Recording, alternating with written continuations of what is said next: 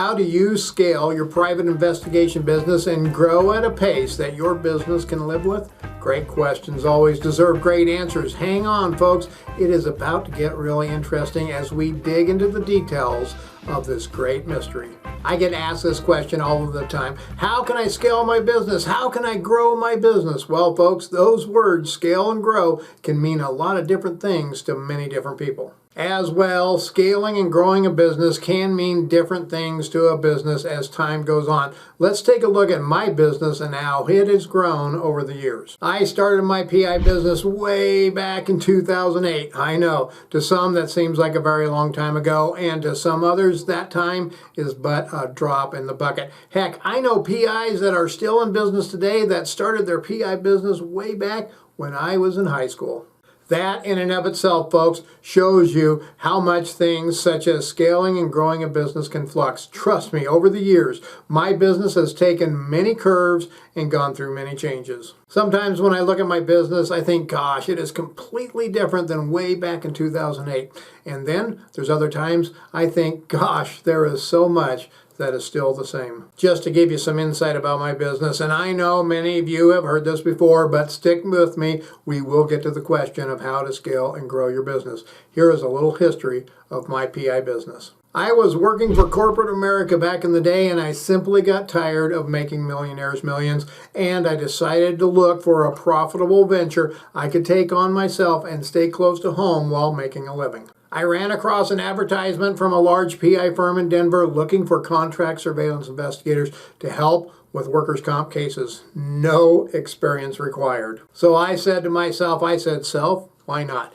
This sounded like a great opportunity for me, and it was going to be my own business. I didn't have to chase the sales calls. Jobs would be coming to me. And I get to sit in my car all day and make money. What a deal. I did the math. It still made sense, so I started up ELFCO Investigations. Now, here is the truth about it all, folks. Listen up, especially if you are thinking of getting into the business or have recently started your PI business. Everything you thought about the business, all of the dreams that you have before you start your PI business can happen, but it probably won't happen out of the gate.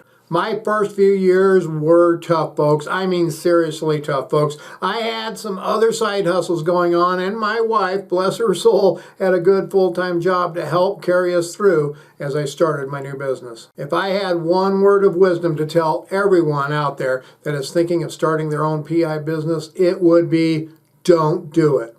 Well, I mean, don't do it if you expect or need to have a full-time income from the get-go. Don't become a PI if you have a family to raise and it will be your only source of income and you have nothing to fall back on. And don't be a PI if you aren't ready to put in some serious hard work, put in the endless hours, and have the ability to get back up after you fall, dust yourself off, and get back at it.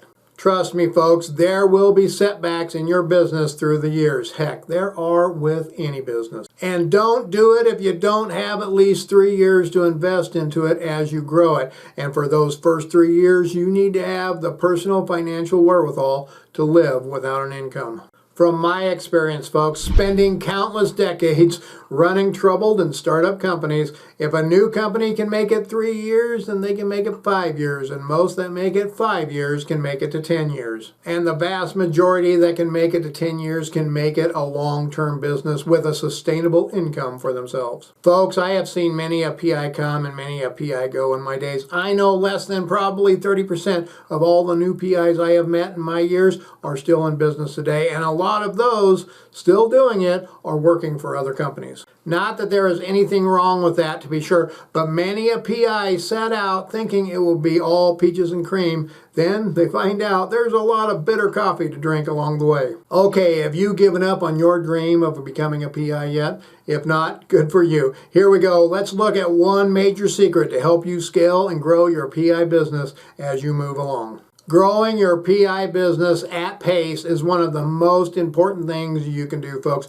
Don't try to make leaps and bounds in the business. If you are doing contract surveillance, and many a startup PI do that, then you start advertising for your own surveillance jobs. Make sure you have a plan on how you will handle the workload. One of the biggest decisions that I ran into when I broke out on my own was having to make the decision of priorities from one job to the next. You see, when I was doing only contract work, I was getting $25 to $35 an hour depending on the job.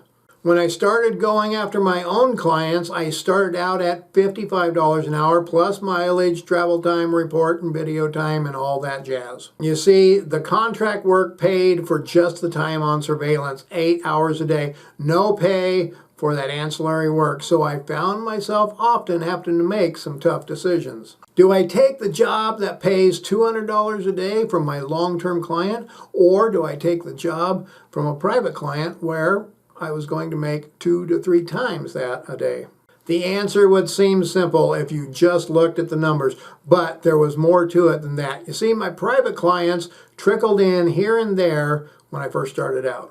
So the workload was sporadic at best, but my long-term client, which paid a lot less, could keep me busy almost every day. What I had to do was make an arrangement with my long-term client where I could easily not take a job, but if I accepted a job, I would get it done for them.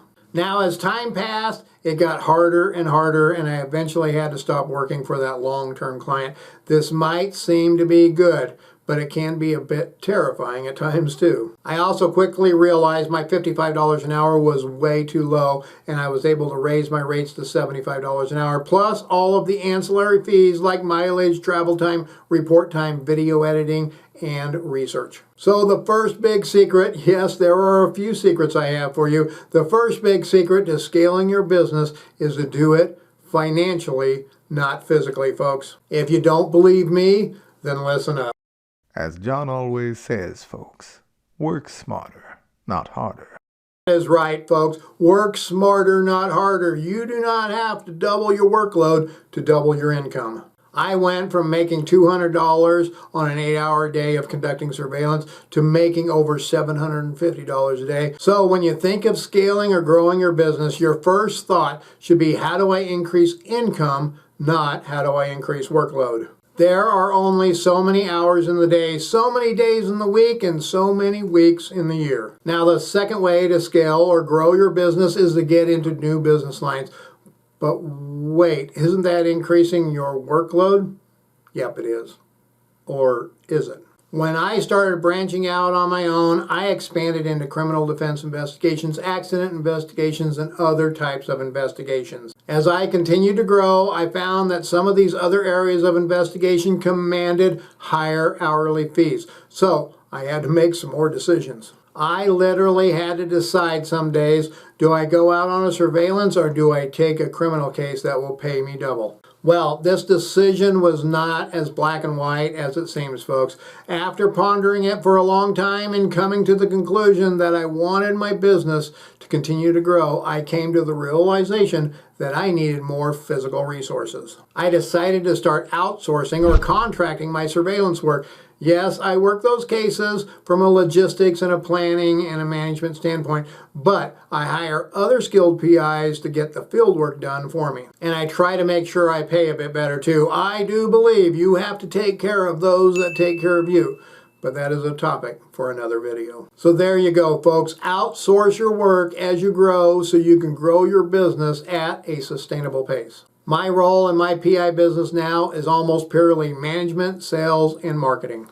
I outsource most of my field work. I do take on a lot of the desk work though myself. So research, report writing, video editing, that stuff. Thus, I am available to answer the phone when it rings. That is another tough challenge as you grow and scale your business. You have to answer the phone to get the sale, but if you are working all the time, there may be little time to answer the phone. Now, if you would like to know 25 investigations that you can add to your portfolio as you scale and grow your PI business, then watch this video.